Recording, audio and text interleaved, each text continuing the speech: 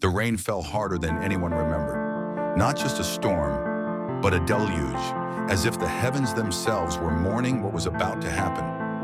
Beneath the cover of night, hundreds of armored men crept along a narrow causeway. Their boots sank into the wet earth. Their weapons clinked in silence. Their breasts were shallow, careful, terrified. It was June 30th, 1520, and Hernán Cortés, the Spanish conquistador who had once marched triumphantly into the Aztec capital, was now trying to escape it. But the city of Tenochtitlan was not letting go. Just 1 year earlier, Cortés had arrived in Mexico with fewer than 600 men. Steel, gunpowder, and ambition, that was all they brought. But through diplomacy, deception, and brute force, he made his way to the heart of the Aztec world. And then, something impossible happened. The emperor of the Aztecs, Moctezuma II, welcomed him. Historians still debate why. Some say Moctezuma mistook him for a god foretold in prophecy. Others believe he was simply trying to buy time, to understand this strange visitor with fire in his hands. But Cortés didn't wait for understanding.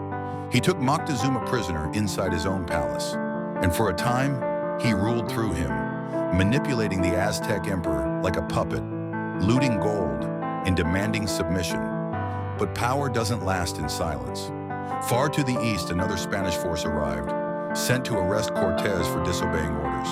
So Cortés marched to meet them, leaving Pedro de Alvarado in charge in Tenochtitlan. And while Cortés was away, Alvarado made a fatal mistake. During a sacred Aztec festival, where the streets echoed with drums, dance, and chants to the gods, Alvarado ordered a massacre. He locked the temple doors and slaughtered the unarmed dancers. Men, women, nobles, priests, hacked down as they prayed. It was an act so brutal, so senseless, that even Cortés, a man known for burning his own ships, was horrified. When he returned, the city was no longer a city. It was a trap. Tenochtitlan erupted in flames. Its people rose up with fury. The gods were watching, and they were angry. The Spanish barricaded themselves inside the palace with their native allies, the Tlaxcalans. For days, they endured starvation, disease, and constant assault. Cortés tried to calm the storm by bringing Moctezuma to the rooftop, asking him to speak to his people. But the Aztecs no longer saw a god. They saw a traitor. Stones flew. Arrows pierced his skin. Within days, Moctezuma was dead, killed by his own people, or by his Spanish captors. The true cause remains a mystery. But one thing was clear. The city wanted revenge. So on a moonless night, Cortés made his escape.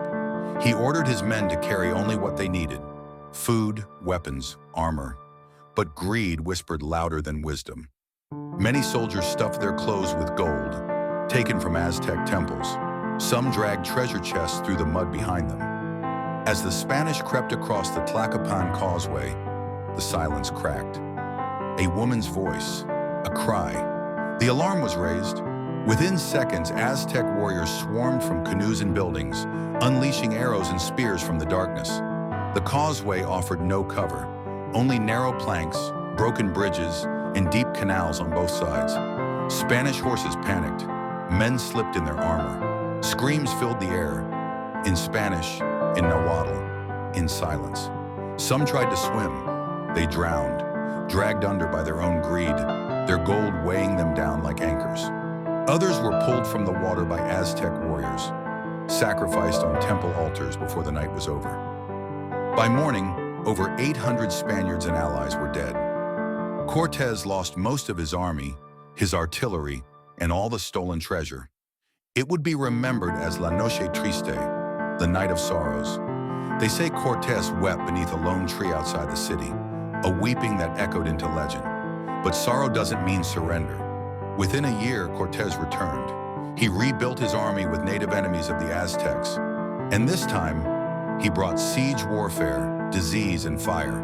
In 1521, Tenochtitlan fell, not in one night, but in 93 days of brutal siege, starvation, and smallpox.